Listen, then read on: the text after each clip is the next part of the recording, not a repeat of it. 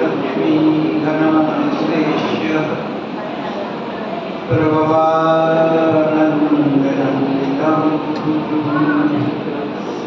गिरीशवासैर्मयं नौमि परमात्मानमव्ययम्।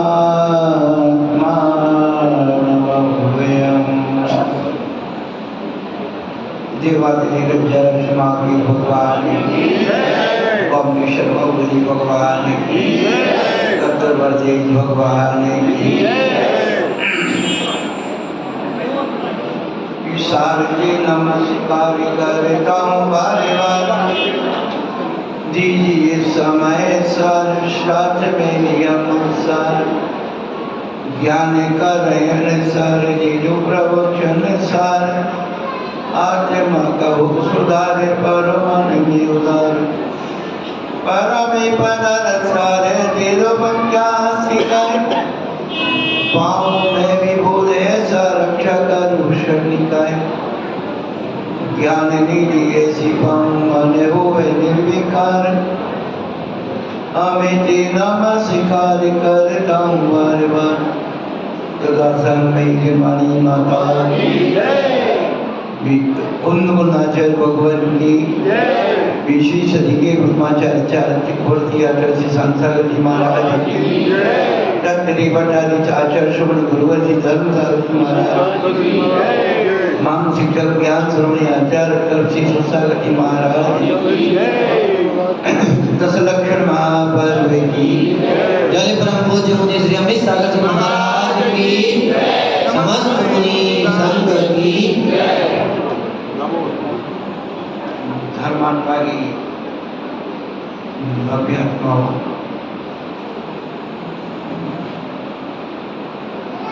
आज से पर्युषण पर्व प्रारंभ हो गए।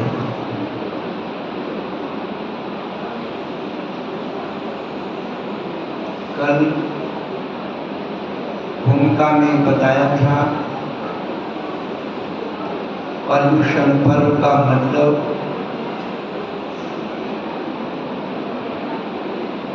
अपनी आत्मा की दिव्यता का दर्शन। जिस प्रकार संसारी जीव वासना में नग्न रूप को देखना चाहता है, उससे आनंदित होता है, उसी प्रकार आध्यात्मिक जगत में जो जीव आत्माएं अपने आत्मा के नग्न स्वरूप को देखना चाहते हैं, वे पर्युषण पर्व लक्षण पर्व की आराधना करते हैं। कल बतलाया था कि पर्युषण पर्व में हमें बिल्कुल अकेले रहना है, सब संबंधों को तोड़ देना है। कहीं ऐसा तो नहीं हुआ कि घर में लड़ाई करके आ गए हो कि आज से तुम मेरी पत्नी नहीं हो, मैं तुम्हारा पति नहीं हूँ, तुम मेरे बच्चे नहीं हो, मैं तुम्हारा मम्मी पापा।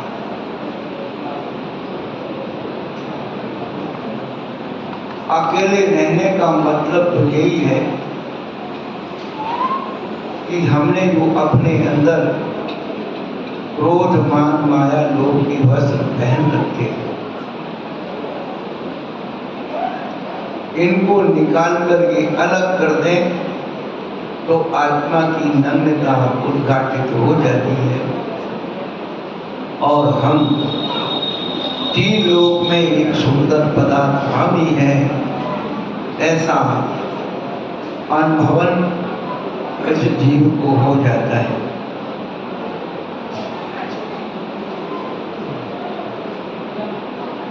दस लक्षण धर्म, 10 संख्या है, लक्षण चिन्हावली है और धर्म स्वभाव है।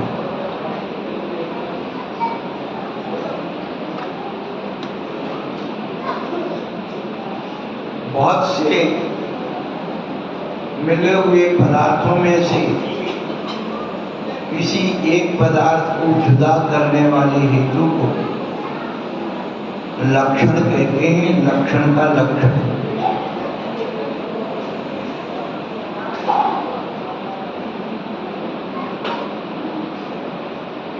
हम अपने अस्तित्व को पहचाने इन 10 लक्षणों के द्वारा कि हमारे अंदर कौन सा लक्षण है।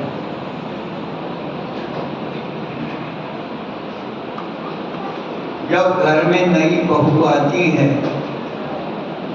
और सही ढंग से काम नहीं कर पाती है तो परिवार के लोग कहते हैं तुम्हारी माँ बाप ने क्या सिखाया, यही लक्षण दिए, यही संस्कार दिए। वैसे ही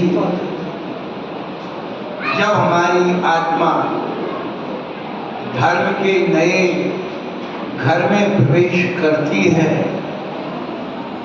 प्रवेश में प्रवेश करती है तो संस्कार होकर के जाती है, तब वह यथार्थ में अपने घर में पहुंच पाती है।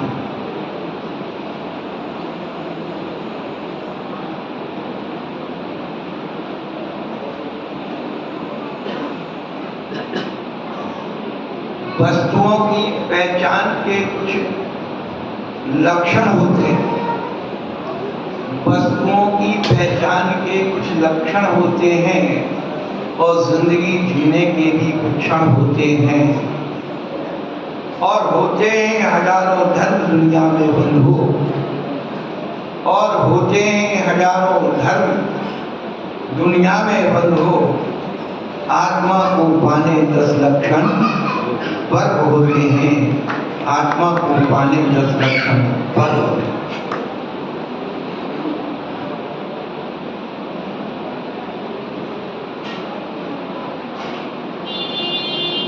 आप ये समझ रहे होंगे आज तक हम लोगों ने जो भी सुना है कि जैन धर्म में 10 लक्षण पर्व होते हैं, जैन धर्म में 10 धर्म होते हैं।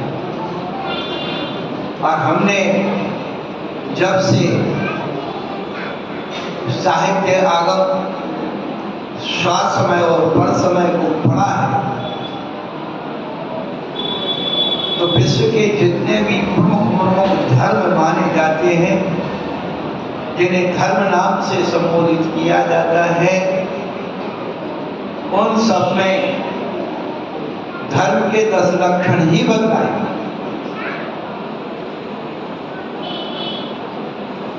गीता में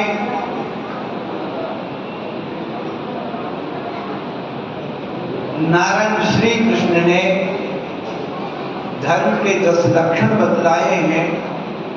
श्लोक आया है शमो दमस्तपा शौचम क्षान्तिराजौमेव क्षय ज्ञान विज्ञानमास्तिक्यं ब्रह्म कर्म स्वभावजम्।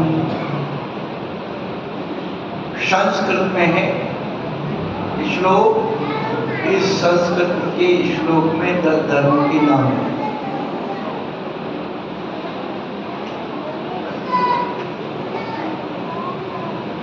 नारायण श्री कृष्ण ने अपने जीवन की अंतिम श्वास में जब द्वारिका जल गई और घोषित हुआ था कि कृष्ण की मृत्यु जरद कुमार के द्वारा, तो वह अपने भाई के साथ द्वारिका को जल गई जंगल में और घूमते घूमते एक वृक्ष के नीचे विश्राम कर गए। और जरद कुमार शिकारी का भेष रख के घूम रहा था। भाई जल लेने के लिए गए और ये पेड़ के नीचे पैर पर पैर रख करके विश्राम कर रहे थे। उनके पैर के अंगूठे में पद्म का चिन्ह था, बड़ा चमकीला था।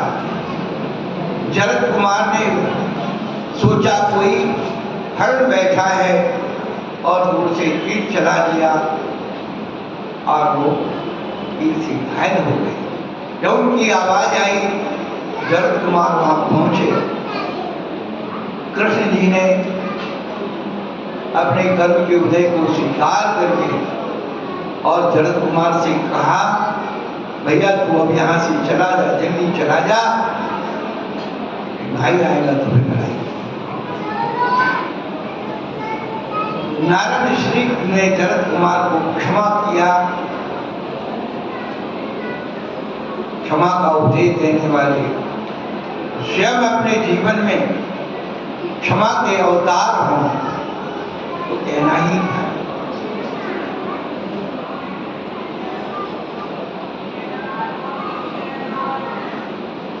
मुस्लिम संस्कृति में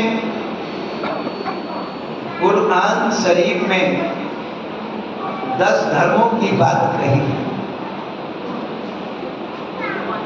पहला धर्म रियाजत यानी नमस्कार, दूसरा धर्म खैरात यानी दान, तीसरा धर्म चोरी नहीं करना, चौथा धर्म मातृ प्रेम, पांचवा धर्म सत्य, छठवां ब्रह्मचर्य, सातवां मान नहीं करना, आठवां साहस रखना, नौवां परिग्रह का त्याग और 10वां कुरान शरीफ पर विश्वास।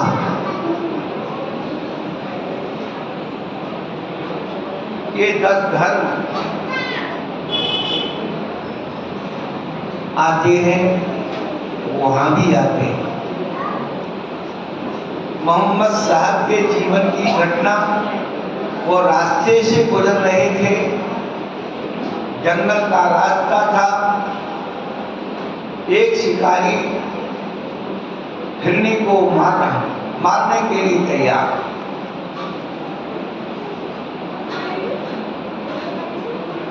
हिरनी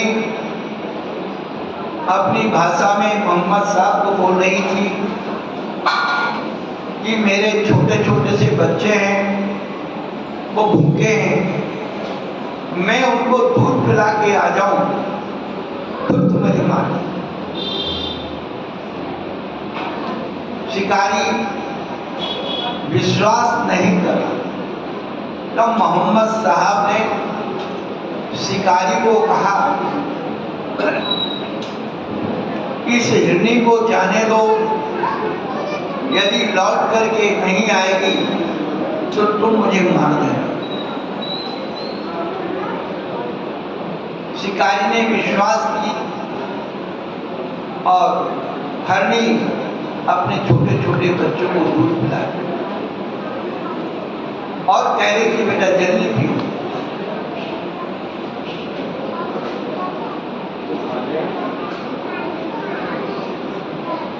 बच्चे दूध पी चुके और वो भाग रही थी। कहीं ऐसा ना हो मैं समय पर ना पहुंचूं और एक निर्दोष व्यक्ति जिसने मेरी गवाही दी है, जमानत दी है, वो मारा गया। समय होने को था, शिकारी कह रहा था, देखो बाबा जी बुद्धू बन गए ना, बाहर नहीं तुमको बता के चली गई, वो नहीं आएगी। पर उन्होंने कहा कोई बात नहीं। और जैसे ही समय पूरा होने को हुआ, हरनी छलांग लगाते हुए सामने आ गया। दया धर्म का उपदेश हर धर्म में होता है, लेकिन व्यक्ति कुछ अपने मन के अर्थ निकाल करके अपने धर्म की विशुद्धि को नष्ट कर देते हैं। बौद्ध संस्कृति में भी धर्म के 10 लक्षण और चिन्ह दिए हैं। जीव दया, चोरी का त्याग, ब्रह्मचर्य, सत्य, चुगली नहीं करना, गालियां नहीं देना, लोभ नहीं करना, वैर नहीं करना, ज्ञान और 10वां भेद है गुप्त भेद नहीं बताना। बौद्ध संस्कृति में भी धर्म के 10 लक्षण हैं। उसी प्रकार से ईसाई संस्कृति में भी धर्म के 10 लक्षण बतलाए। चोरी का त्याग, हत्या नहीं करना, झूठ नहीं बोलना, अपराधी को क्षमा करना, प्रेम करना, ब्रह्मचर्य रखना, पवित्रता यानी लोभ नहीं करना, क्रोध नहीं करना, मान नहीं करना और धन नहीं हड़पना। ये 10 धर्म ईसाई संस्कृति में भी बतलाए गए हैं और ऐसे ही 10 धर्म पारसी धर्म के संस्थापक जरथुस्त्र, जिनका जन्म ईरान में हुआ था, उन्होंने भी पारसी धर्म के 10 आचार सूत्र बनाए थे, 10 धर्म बनाए। आडंबरहीन धर्म, जिसमें मूर्ति पूजा का निषेध, बाह्य आडंबर का त्याग बतलाया। दूसरा चारित्र निर्माण, 3 बातें उन्होंने बताई थी, अच्छे विचार, अच्छे वचन, अच्छे कार्य। तीसरा अंधविश्वास से दूर रहना, मूर्खता से दूर रहना। चौथा प्रति जो है ना, सत्य के प्रति पूर्ण आस्थावान होना, सत्य पर चलना। 5वां अग्नि और सूर्य की उपासना करना। 6वां एक ईश्वरवाद, ईश्वर प्रभु परमात्मा एक ही है। 7वां आत्मा के अस्तित्व को स्वीकार करना। 8वां कर्म के अस्तित्व को स्वीकार करना। 9वां कर्म के फल का कर्ता और भोक्ता स्वयं को मानना। और 10वां स्वर्ग और नरक पर अपनी आस्था रखना। ये 10 धर्म पारसी धर्म में बताए गए। ऐसे ही 10 धर्म यहूदी धर्म में भी बतलाए गए। पहला, मैं तेरा परमेश्वर यहोवा हूँ, मुझे छोड़कर किसी और को मरी ईश्वर नहीं मानना। दूसरा, मूर्ति ना बनाना, ना अन्न को प्रणाम करना। तीसरा, परमेश्वर का नाम व्यर्थ में नहीं लेना। जो हम किसी भगवान की साक्षी अपने इष्ट की सौगंध खाते हैं, सौगंध खाने के लिए मना किया है। जीवन में सौगंध कभी नहीं खाना चाहिए, साक्षी कभी ऐसी नहीं लेना चाहिए अपने इष्ट की। दुर्भाग्य से यदि हम लोग अपनी बात से परास्त हो गए तो ध्यान रखना, हमने अपने इष्ट को हार दिया, फिर कोई बचाने वाला नहीं होगा। यदि हमने अपने इष्ट को सुरक्षित रखा है और हम हार जाएं तो हमारा इष्ट कहीं ना कहीं हमारी सहायता करे, हमको अपने जीवन में बचाए। इसलिए भगवान का नाम जो हम सौगंध में या अन्य चीज़ों में उसको झूठी गवाही में साबित कर लेते हैं, कभी नहीं लेना। चौथे नंबर का 7वां दिन यहोवा का विश्राम का दिन, इसलिए हफ्ते में एक दिन छुट्टी रखनी। हर धर्म संस्कृति में, जब भारतीय संस्कृति का छुट्टी का दिन अष्टमी, चतुर्दशी, अमावस्या, पूर्णिमावस्या हुआ करते थे। मुस्लिम संस्कृति आई तो शुक्रवार के दिन छुट्टी रखते थे, और जब अंग्रेजों का शासन आया तो वह रविवार को छुट्टी रखने लगे, क्योंकि शुक्रवार को नमाज पढ़ना है और रविवार को चर्च में प्रार्थना करना है। लेकिन भारतीय संस्कृति में अनादिकालीन पर्व अष्टमी, चतुर्दशी पर्व कहे गए हैं। अभी तो चतुर्दशी के बाद अमावस्या की बात है। उनसे भाई साहब हमारे साथी साझेदार के ऊपर कारीगर कुछ काम कर रहे थे, दिखाने के लिए। तो कारीगर से कहा, भाई आज वो काम हो गया, कल फिर कर देना। बोले कल हम किसी कीमत में नहीं आए, कल हमारी अमावस्या। किसान मजदूर अपने पर्व का ध्यान रखते हैं, और सबसे ज्यादा यदि पतन हुआ है इन जैनों का हुआ है। इतना ही महावीर जयंती की छुट्टी कर दो, दिवाली की छुट्टी कर दो, पर्युषण की छुट्टी कर दो, कोई भी व्यक्ति अपने जीवन का आरंभ सारंभ छोड़ करके धर्म की आराधना नहीं कर सकते। सबको लोभ लगा हुआ है।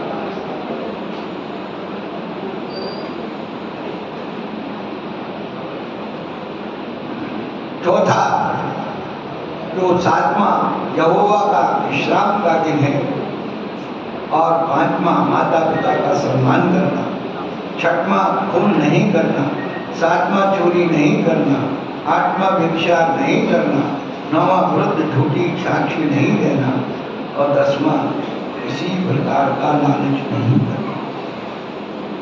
ईसाई धर्म के विकास की जो भूमिका है, जो यहूद धर्म से उत्पन्न हुआ ईसाई धर्म है।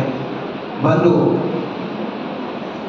विश्व की संस्कृतियां सब 10 धर्म को मानती हैं, तो फिर जैन धर्म की संस्कृति ये 10 धर्म का क्या होना है? आप कोई भी धर्म मान लो, क्या फर्क पड़ता है? सब में 10 धर्म है। परंतु बंधु, विश्व के जितने भी धर्म दर्शन है,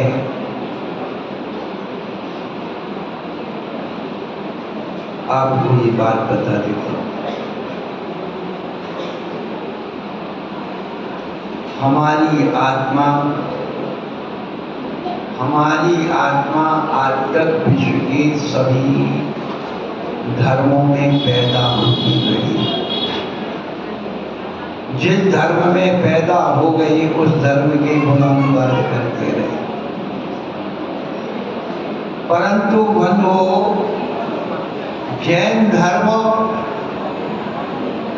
में पैदा होने की बात नहीं कहता है।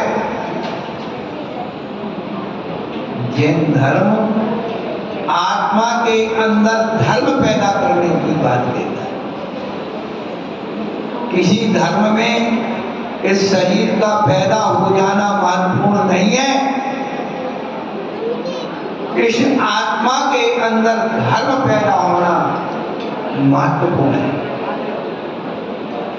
तो मतलब क्या हुआ? धर्म तो किसी की भी उपासना कर लें, सभी का नाम धर्म है। जैन धर्म के 10 धर्मों में और विश्व के 10 धर्मों में क्या अंतर है। जैन धर्म के 2 ही ट्रेडमार्क हैं। जैसे आप बाजार में कोई वस्तु भोगों की खरीदते हैं तो उपभोग की वस्तुओं में ISI ट्रेडमार्क लगा होता है और भोग की वस्तुओं में एग मार्क लगा होता है। ये 2 मार्का हैं जिससे वस्तु की क्षमता, प्रामाणिकता, विशुद्धता, इसके मानक उसके साथ जुड़े होते हैं। उसी प्रकार से जैन धर्म के 2 ट्रेडमार्क हैं, एक सम्यक, दूसरा उत्तम। ये 2 ट्रेडमार्क हैं। इसीलिए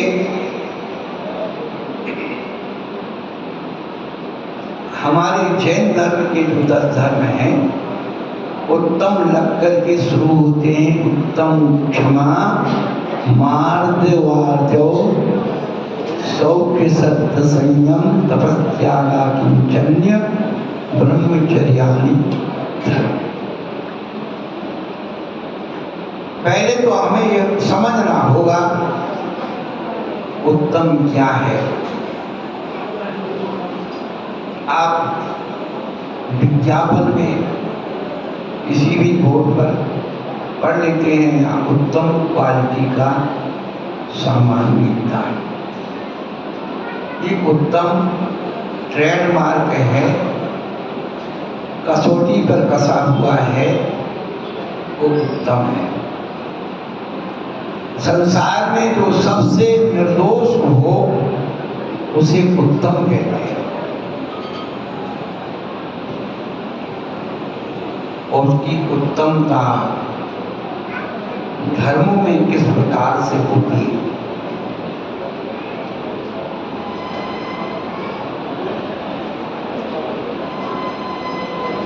उत्तम विशेषण का धर्म के साथ क्या संबंध है।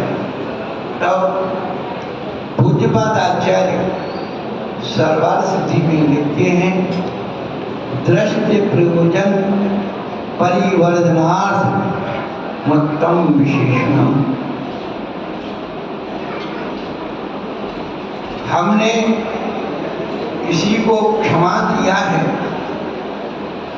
तो लोगों ने मेरी प्रशंसा की या नहीं,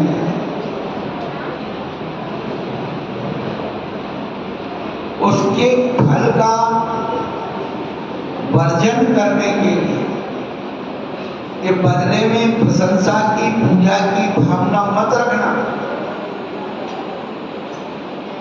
यदि क्षमा के अंदर पूजा, प्रशंसा, सत्कार का भाव है तो उत्तम क्षमा नहीं। इसी बात को 4 साल में चामुंडराय मुनराज ने कहा, उत्तम ग्रहण ख्याति पूजादि निवृत्त्यर्थम। इसका मतलब क्या हुआ? इस संसार में लोग क्षमा तो करते हैं लेकिन क्रोध पूर्वक क्षमा करते हैं।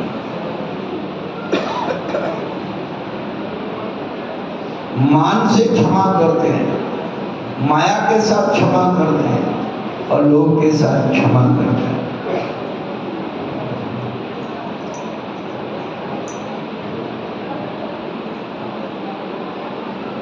क्रोध में आकर हाँ जाओ क्षमा कर दिया जाओ, क्रोध की क्षमा नहीं, मान की क्षमा नहीं करती।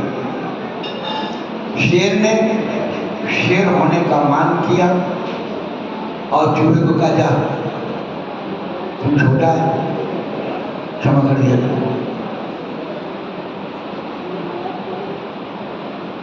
माया, अरे तुम हमसे बड़े हो इसलिए हम आपको क्षमा करते हैं, यानी छोटे होते तो न पढ़ लेते। और लोग की क्षमा सबसे ज्यादा लोग की क्षमा व्यापारी के पास होती है।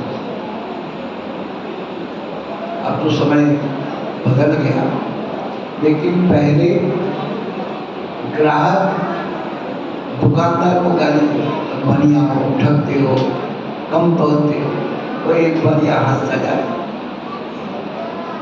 दुकानदार कभी अपने ग्राहक से नहीं डरता। जो दुकानदार अपने ग्राहक से डरता है उसकी दुकान ठप हो गई।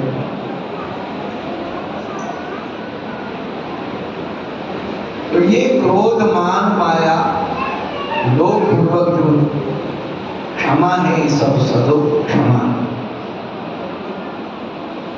अतः हमें उत्तम विश्लेषण से, उत्तम विशेषण से निर्दोष क्षमा का स्वरूप समझना है।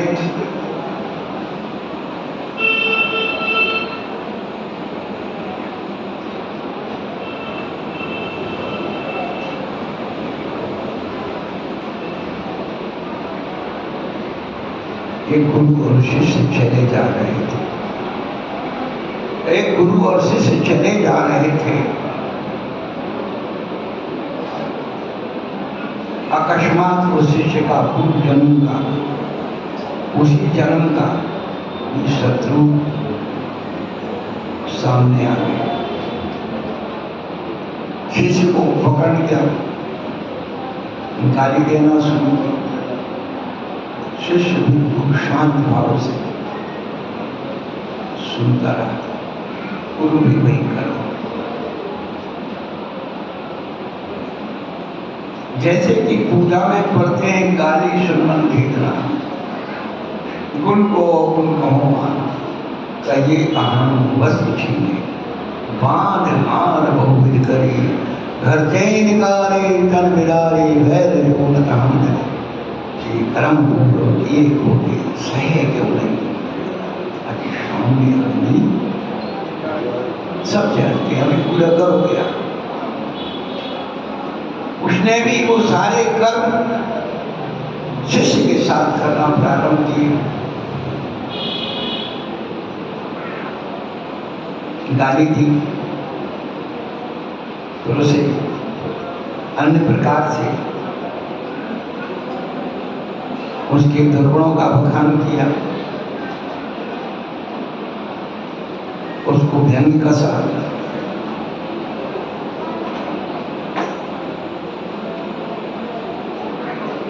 फिर हाथापाई पर आ गया।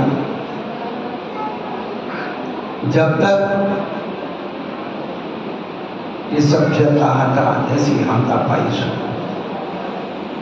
शिष्य को भी क्रोध आ गया और उससे वो लड़ने लगा। अब शिष्य और उसकी लड़ाई हो रही थी और गुरु महाराज आगे बढ़ गए। शिष्य को छोड़ दिया।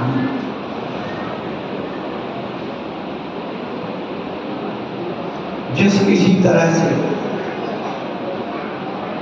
वो शिष्य उससे पिंडा छुड़ा के जो भी मार कूटी गाली को और आगे बढ़ा। गुरु बहुत दूर जाकर के खड़े थे। शिष्य तक पहुंचा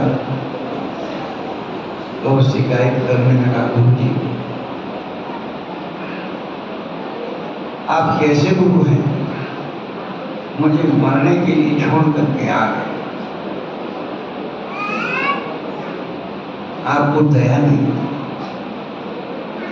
गुरु जी कहने लगे कि जब तुम्हारा शत्रु तुम्हें गाली दे रहा था, जब तुम्हारा शत्रु तुम्हें अवगुण बता रहा था और तुम शांत भाव से सुन रही थी, उस समय तुम्हारे ऊपर स्वर्गों के देवता पुष्प वृष्टि कर रहे थे, तुम्हारे धैर्य की प्रशंसा कर रहे थे। पर जैसे ही तुमने हाथ पांव चलाना शुरू किया, वे देवता भी विदा हो गए। अब देवता विदा हो गए, रक्षा करने वाले देवता, तो भी क्या होता है? मैं भी तुम्हारे साथ हिसाब किताब में लग जाता। बंधु, क्षमा की बात करना, क्षमा की बात सुनना बहुत आसान है, पर क्षमा का भाव आविर्भाव होना।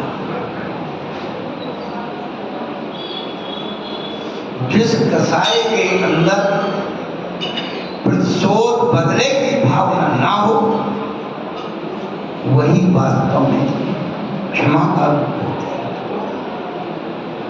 जिसमें प्रतिशोध और बदले की भावना होती है, वो बैर का रूप धारण कर लेती है और जन्म जन्मांतर तक किसी न किसी रूप में हमारे जीवन में उत्पन्न हो जाती है। तो क्षमा का मतलब तो यही है कि हमारे कर्म, सामने वाला तो उस कर्म को लाने में नौकर है,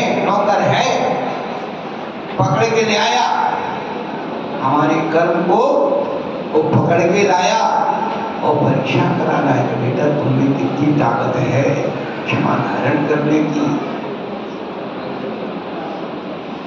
सवेरे सवेरे घटना घट गई, बताया आपको? नहीं पता। और सवेरे सवेरे एक घटना घट गई, मम्मी उठी, चल गई। वैसे देर से उठती थी, पर क्या हुआ? वो जल्दी उठ गई। क्यों? मंदिर में 10 लक्षण पर्व लग रहे, आ रहे, मना रहे, थोड़ा जल्दी जाना। क्यों? देर से जाएंगे तो पूजा की जगह गिर जाएगी।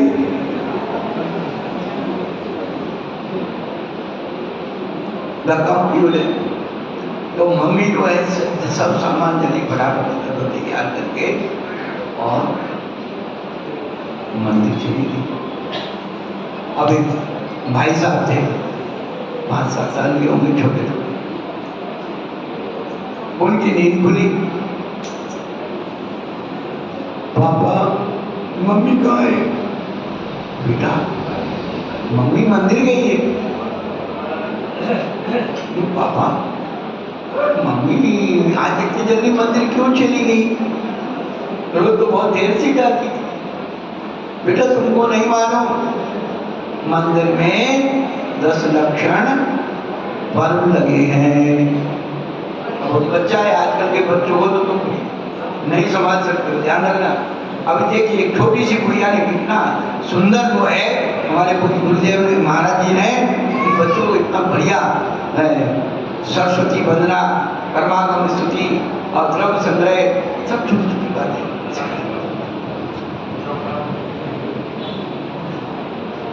वो बच्चा कहने लगा कि पापा पापा 10 लक्षण पर क्या होते हैं?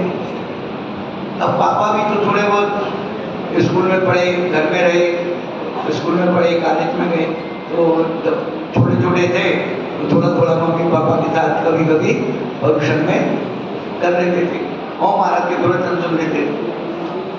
अरे बाबू साहब बन गए, लाट साहब बन गए, टाइम नहीं। देखो महिलाएं कितनी है और आदमी सब घर में बर्तन मांज रहे। अरे कम से कम इतना ही कह लो कि भैया जिंदगी भर करते रहोगे, कम से कम 10 दिन तो जोड़े से बैठ कर पूजा कर लो, पुण्य कमा लो। पाप और पैसा तो सारे जिंदगी भर कमाना। अब पापा से उस बच्चे ने पूछा, पापा 10 लक्षण में क्या होता है? तो पापा कहने जब सुना हुआ था बेटा आज पहला उत्तम क्षमा का दिन है। ये बाबा उत्तम क्षमा क्या होती है? बाबा कहने लगे बेटा क्रोध नहीं करते आज के दिन। तो बाबा क्रोध करने से क्या होता है? अब पापा घबरा गए, इतना जवाब देते थे। तो पापा गुस्से में बोले बेटा क्रोध करने से नरक में जाते। अब जैसे ही उसने कहा कि क्रोध करने से नरक में जाते हैं, बच्चे ने कहा पापा मम्मी तो रोज गुस्सा करती है, वो तो नरक में जाएगी। सोए पापा ने एक लगाया, बहुत ज्यादा बोलता हो गई उत्तम क्षमा।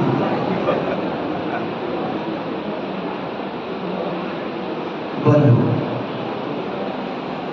अपने जीवन एक परिवर्तन लाना, कुछ अनुभव करना। धर्म तो अंदर विद्यमान है, केवल जो बाहर से हमने अपने अंदर डाल दिया है उसको निकालना। और निकालना कैसे है? बिना लक्षण के निकालोगे तो रखने वाली चीज फेंक दोगे और फेंकने वाली चीज रख लोगे। इसलिए लक्षण पहचान कर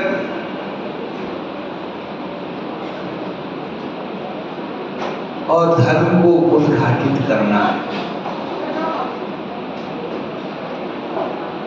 क्रोध का संबंध या क्षमा का संबंध क्रोध से है। और क्रोध 4 प्रकार का होता है: अनंतानुबंधी, अप्रत्यख्यान, प्रत्यख्यान और संजलन।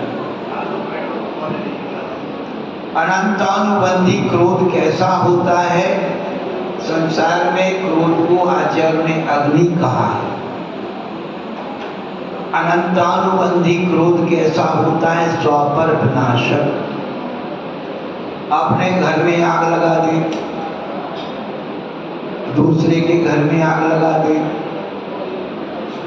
अपने आपको आग लगा दे, दूसरे को मार दे, खुद मर जाए, दूसरे को मार दे। ये सब अनंतानुबंधी क्रोध के लक्षण हैं। अप्रत्यख्यान क्रोध की अग्नि कैसी होती है? सर्दी के दिन में अलाव तापने जैसी होती है। दूसरे का नुकसान तो नहीं करता, लेकिन खुद का भला भी नहीं करता। तापता रहता है और शकरकंदी, मूंगफली, चना, गुड़ बैठे बैठे खाता रहता, की कथा सुनता रहता है। वो अप्रत्यख्यान की कसाई। और प्रत्यख्यान कसाई की अग्नि कैसी है? रसोई घर की अग्नि जैसी है। अग्नि से भोजन तैयार होता है और वह व्यक्ति अतिथि को भोजन जिमाता है। उससे अतिथि का कल्याण हो या ना हो, स्वयं के पुण्य की वृद्धि जरूर होती है। इसलिए प्रत्याख्यान कसाई किसकी होती? देशभक्ति की। और संजलन कसाई किसकी होती है? उसके स्वामी मुनिराज होते हैं और उनकी कसाई जलते हुए दीपक की लौ की तरह होते हैं, जो वस्तु स्वरूप को जो है वैसा प्रतिपादन करते हैं। संसार में दो द्रव्य कभी झूठ नहीं बोलते, एक दीपक और एक दर्पण।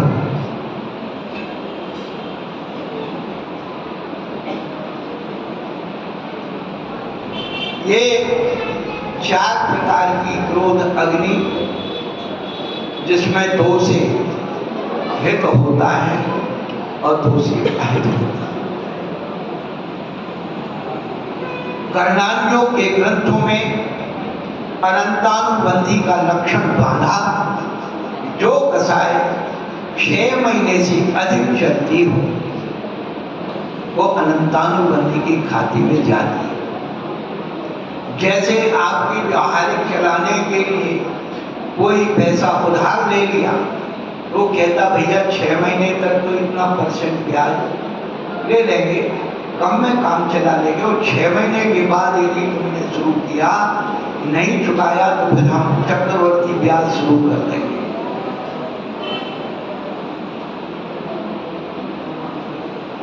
तो जो व्यक्ति अपनी कसाई को 6 महीने से अधिक रखता है, ढोता है, वो नियम से अनंतानुबंधी कसाई में होता है।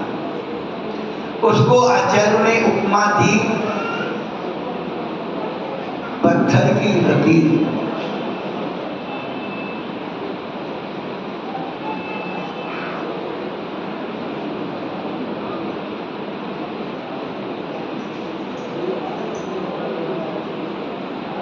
अब प्रत्येक ध्यान क्रोध को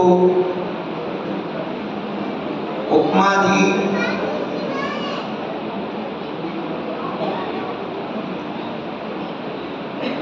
भूमि रेखा। एक पत्थर पर लाइन बना देना, उत्कीर्ण कर देना, दूसरी हल के द्वारा जो खेत में रेखा बन जाती है वो भूमि रेखा कहलाती है। उसमें स्वभाव क्या होता है, 6 महीने के अंदर पानी गिर जाता है तो मिट्टी समतल हो जाती है। ऐसी अप्रत्याख्यान कसाय 6 महीने के अंदर कोई पर्व त्योहार आता है, एक दूसरे को बुला लेते हैं और पुरानी बात भुला लेते हैं। फिर प्रत्याख्यान कसाय धूली रेखा के समान होती है। धूली जो 15 दिन के अंदर होती है, देशपति की कसाय।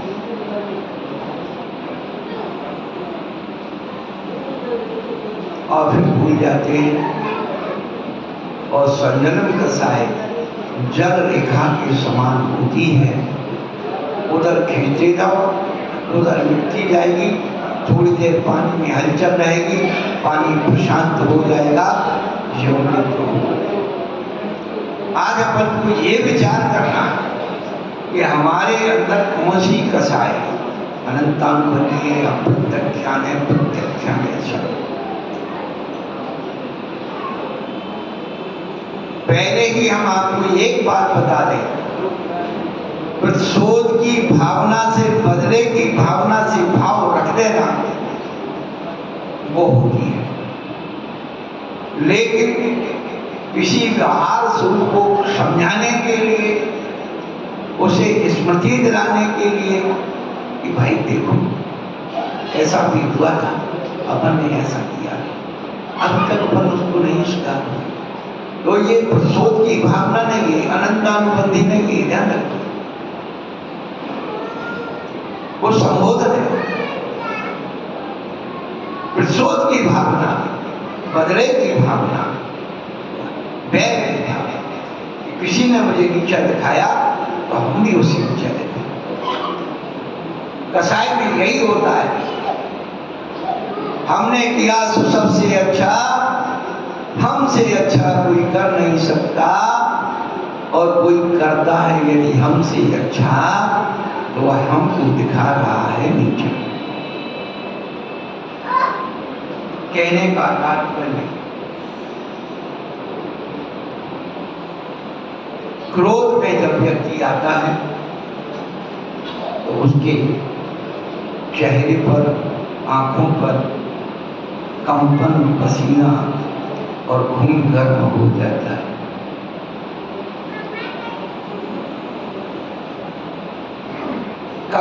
क्रोध क्रोध भी दो प्रकार का होता है,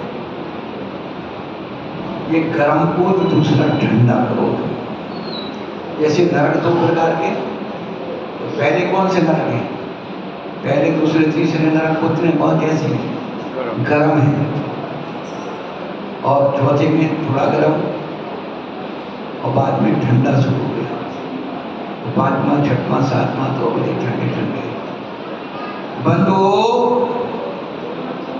गर्म कसाय से ठंडी कसाय ज्यादा हानिकारक होती है। आज जो मानसिक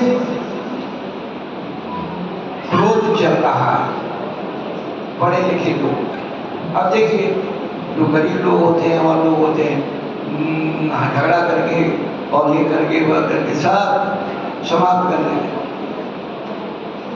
लेकिन जो पढ़े लिखे लोग हैं, वो आंतरिक क्रोध से, मानसिक क्रोधी वाले लोग आत्महत्या कर देते हैं, आत्महत्या कर देते हैं। और मानसिक क्रोध यदि ठंडा है तो स्वयं आत्मघात कर लेते हैं, मानसिक संतुलन खो देते हैं। ये सारे लक्षण उसी के ब्रेन में हेमरेज हो जाना, कामा में चले जाना, ये सब मानसिक क्रोध के लक्षण हैं।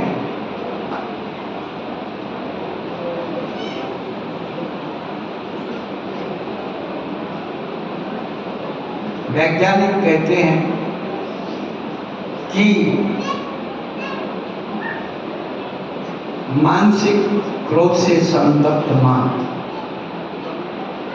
मानसिक क्रोध से संतप्त मां यदि अपने बच्चे को दूध पिलाती है, वह बच्चा 1 घंटे के अंदर मर सकता है। इतना रासायनिक परिवर्तन उस दूध के अंदर हो जाता है, वो जहर होता है।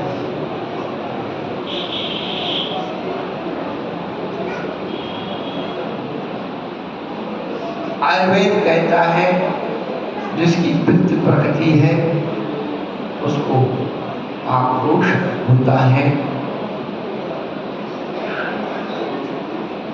ज्योतिष कहता है जिसके मंगल ग्रह की प्रकृति है उसके क्रोध के कारण दंगल होता है।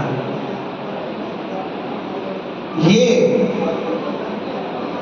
कसायों से हमारा कितना नुकसान होता है।